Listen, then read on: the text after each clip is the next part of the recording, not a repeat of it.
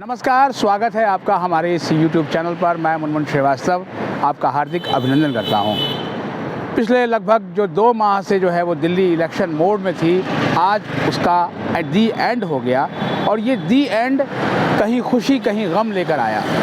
BJP को 27 साल के बाद जो है वो दिल्ली की सत्ता नसीब हुई। आपको ध्यान होगा कि सुषमा स्वराज 1998 में मुख्यमंत्री थी और उसके बाद जो है वो साहेब सिंह वर्मा उनसे पहले थे।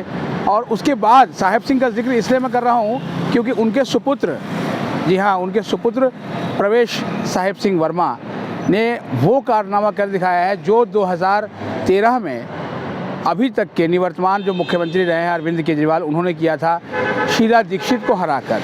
तो कहना ये चाहिए कि 10 साल पहले जो दिल्ली में हुआ और 10 साल के बाद जो अब दिल्ली में देखने को मिल रहा है उसमें बिल्कुल ही ड्रास्टिक अंतर नहीं है।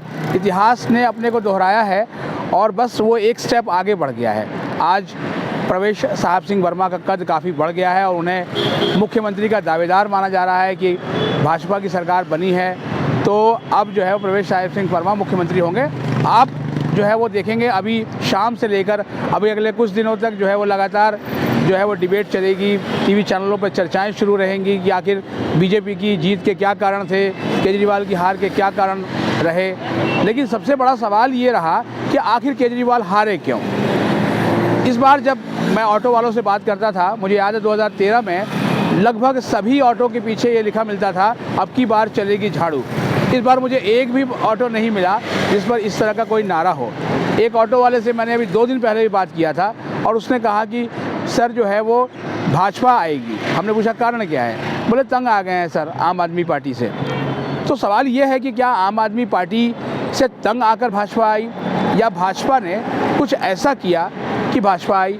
दोनों के वोट शेयर में अभी तक का हम देखते हैं तो दोनों के वोट शेयर में कोई बहुत बड़ा जो है वो फ़र्क फासला नहीं है अभी तक जो है, क्योंकि काउंटिंग अभी भी जारी है और लगभग 22 सीटों पर जो है वो आम आदमी पार्टी आगे चल रही है और 47 सीटों पर जो है वो भाजपा। फाइनल टैली क्या होगी वो तो आपको शाम तक पता चल ही जाएगा, लेकिन इतना तय है कि भाजपा की सरकार बनने जा रही है और भाजपा की सरकार बनने जा रही है। इसके अलावा बहुत कुछ और भी बदलेगा क्योंकि दिल्ली में फ्री बीज की राजनीति शुरू हो गई है। अरविंद केजरीवाल ने ये राजनीति शुरू की थी और बाद में मोदी जी अपनी गारंटी भी ले आए और हो सकता है कि मोदी जी की उसी गारंटी पर दिल्ली ने जो है वो अपनी मुहर लगा दी।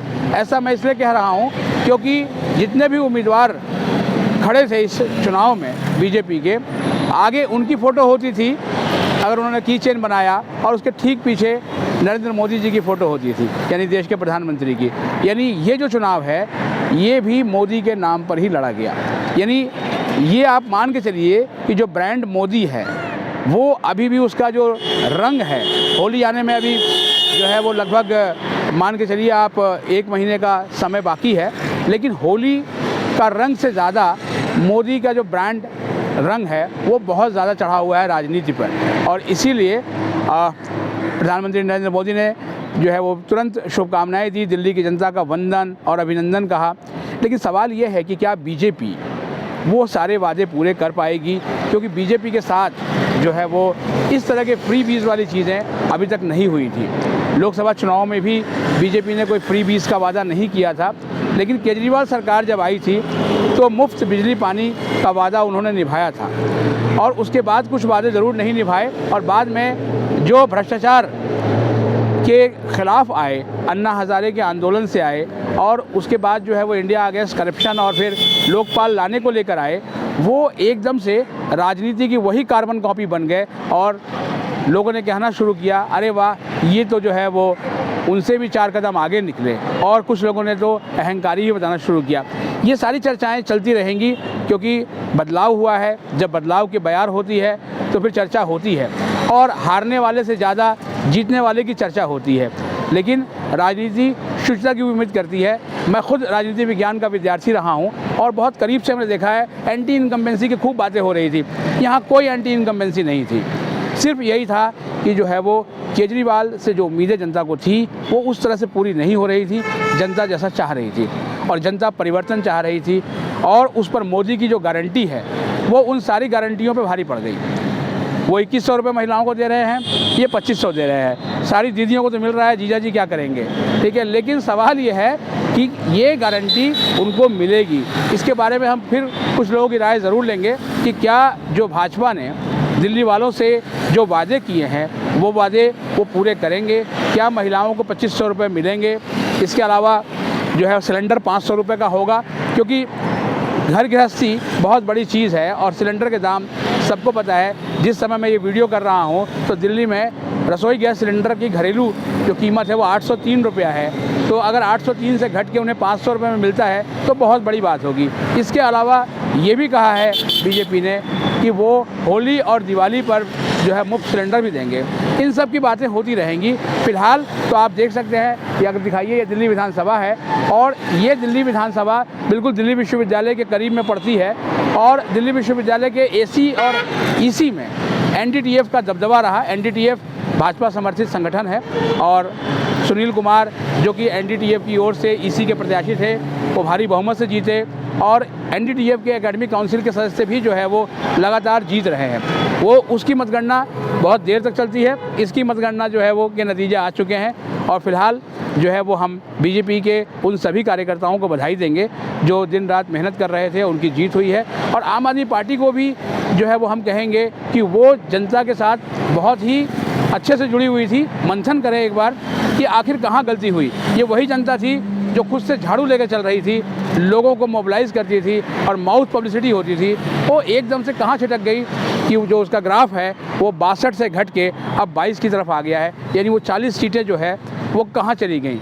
कांग्रेस को देख लीजिए, उनका वोट शेयर ज़रूर बढ़ा है, 4 पॉइंट से बढ़ के 6 से ऊपर गया है। लेकिन सवाल ये है कि जो दिल्ली कभी कांग्रेस का पर्याय थी, शीला दीक्षित के नाम से दिल्ली जानी जाती थी, वहाँ पर आज कांग्रेस के लिए 0 सीटें हैं। तो उसके लिए भी सोचने का विषय है कि वो भी सोचे और मंथन करे। लेकिन एक बात तय है, दिल्ली की जनता ने ये बता दिया है कि जो काम करेगा उससे ही वो सत्ता सौंपेगी। जो वादे करेगा और उन वादों की वादा खिलाफ़ी करेगा, दूसरों पर आरोप लगाएगा और खुद से काम करके नहीं दिखाएगा। दिल्ली सरकार के 12 कॉलेज दिल्ली विश्वविद्यालय में आते हैं। इन कॉलेजों के शिक्षकों को और बाद में तो कर्मचारियों को भी सैलरी 4-4 महीने और 5-5 महीने बाद जो है वो मिलती थी। आपने देखा होगा, और नहीं देखा है तो इस चैनल पर जाकर देख लें, ठीक है, कितने आंदोलन उन्होंने किए। और कहने वाले तो यहाँ तक कहते हैं कि केजरीवाल को डीयू के टीचरों की हाय लग गई। फिलहाल ऐसा इतना जो है वो नहीं कहेंगे। जो भी कुछ हुआ, अब मंथन करने का समय है और भाजपा के लिए बड़ी चुनौती है क्योंकि वो मोदी जी के कंधों पर सवार है और मोदी के नाम से जब कोई चीज़ें होती हैं तो वो वैतरणी पार लग जाती हैं। लोकसभा चुनाव भी डूबते इतराते हुए मोदी जी पार लगा गए। साल के अंत में बिहार का चुनाव है और दिल्ली में बिहार के लोग बहुत हैं, इसलिए ये चुनाव बहुत महत्वपूर्ण भी था। फिलहाल जीतने वाले सभी उम्मीदवारों को बधाई। हमारे चैनल पर नए हैं तो चैनल को सब्सक्राइब कर लें और इसे अपने दोस्तों के बीच शेयर करें और लाइक ज़रूर करें। और चैनल पर नए हैं तो चैनल को सब्सक्राइब कर लें। मिलते हैं एक और एपिसोड के साथ, तब तक के लिए नमस्कार।